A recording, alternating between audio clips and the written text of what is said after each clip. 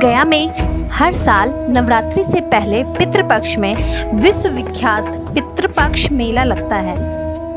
पितरों की मुक्ति के लिए इस दौरान देश दुनिया से पिंडदान, तर्पण और श्राद्ध कर्म के लिए लोग आते हैं। माना जाता है कि पितृपक्ष में हमारे पूर्वज पृथ्वी पर अपने परिवार के लोगों से मिलने आते हैं और वे पिंडदान, श्राद्ध कर्म करने की इच्छा से अपने संतान के पास रहते हैं।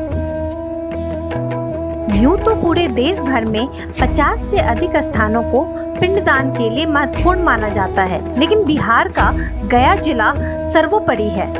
गया में 15 दिन के अंदर में देश के विभिन्न राज्यों से करीब 8 से 10 लाख तीर्थयात्री आते हैं। अब जहां पिंडदान, श्राद्ध कर्म हो रहा हो, वहां मेला का आयोजन सुनने में जरा आश्चर्य लगता है, लेकिन पूरी दुनिया में गया ही एक लौता जगह है जहां अंतिम क्रियाक्रम को लेकर एक विशेष तरह का मेला आयोजित किया जाता है।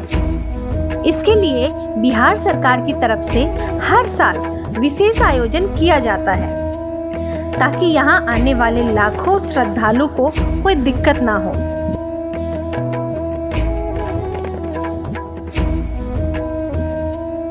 इस मेले में दान सामग्री, दान और क्रियाक्रम वाले वस्त्र आदि सामग्री से मेला सजा रहता है।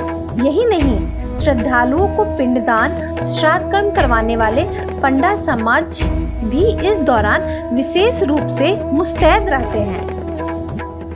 गया वह धरती है जहां सच्चे मन से किसी भी चीज से पिंडदान दे दिया जाए तो उनके पूर्वज को मोक्ष की प्राप्ति होती है, उनको सीधे स्वर्ग में स्थान मिलता है।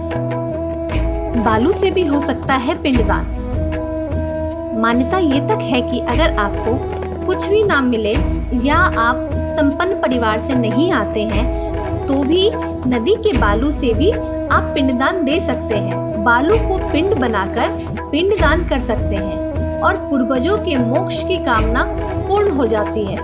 गया में भगवान राम, लक्ष्मण और माता सीता ने बालू से पिंडदान किया था, जहां राजा दशरथ की मोक्ष की प्राप्ति हुई थी और तब से यहाँ बालू से पिंडदान करने का महत्व है।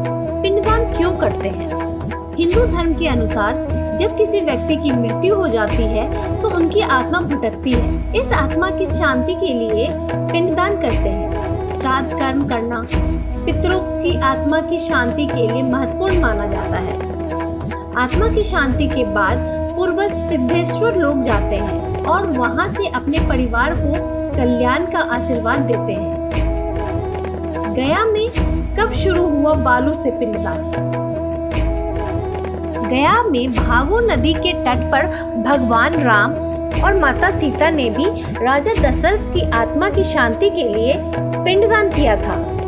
इसके बाद कौरवों ने भी इसी स्थान पर श्राद्ध कर्म किया था। पितृपक्ष के दौरान भगवान राम, माता सीता और लक्ष्मण पिंडदान करने के लिए गया जी पहुँचे थे। श्राद्ध कर्म करने के लिए कुछ सामग्री लेने राम और लक्ष्मण कहीं चले गए थे। तभी आकाशवाणी हुई कि पिंडदान का समय निकला जा रहा है। तभी माता सीता को राजा दशरथ ने दर्शन दिए और पिंडदान के लिए कहा।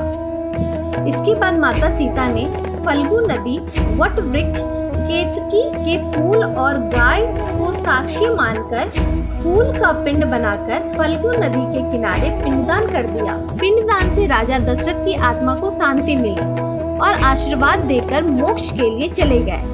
तब से यहाँ बालू से पिंडदान करने की परंपरा शुरू हो गई।